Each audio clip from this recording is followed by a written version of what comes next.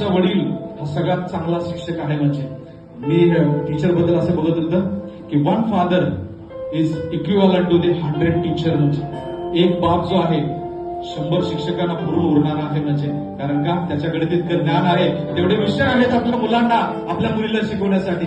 म्हणून म्हणतात ना, मुलीच्या आयुष्यामध्ये अनेक राजकुमार येतील तर तिच्या हृदयामध्ये राजा जो असतो तिचा बापच असतो. म्हणजे आमेन, प्रेज द लॉर्ड, जोरदार टाळ्या वाजूया. कारण का बाप फक्त काय केलेलं आहे, तिला वाढवलेलं नाही, तिच्या अंतःकरणामध्ये त्याने जागा बनवलेला आहे. ती जागा कोणी हलवू शकत नाही. म्हणजे आमेन.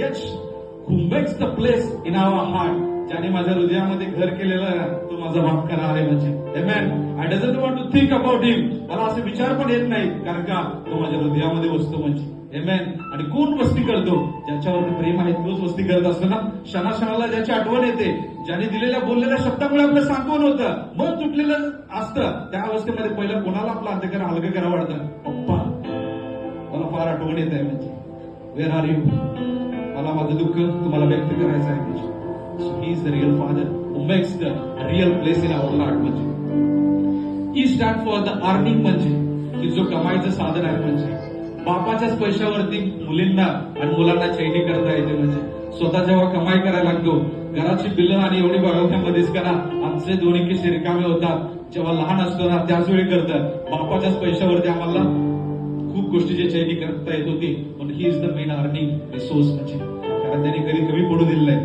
त्यांनी स्वतःला कपडे घ्यायचे कमी केले, त्यांनी स्वतःच्या अनेक गरजा कमी केल्या, तर त्यांनी लेकरासाठी आपलं अंतःकरण मोठं केलं. तो खरा बाप आहे. म्हणजे म्हणून पहा, आमच्या घरामध्ये किती मिळकत येते याच्यापेक्षा तो ज्या कष्टातून आणतो त्याची आम्हाला जाणीव होते, आणि तेच आम्हाला देतं की त्याचं अंतःकरण फार मोठं आहे, कारण त्यांनी स्वतःसाठी काय राखून ठेवलेलं नाही. म्हणजे the last father is always respect.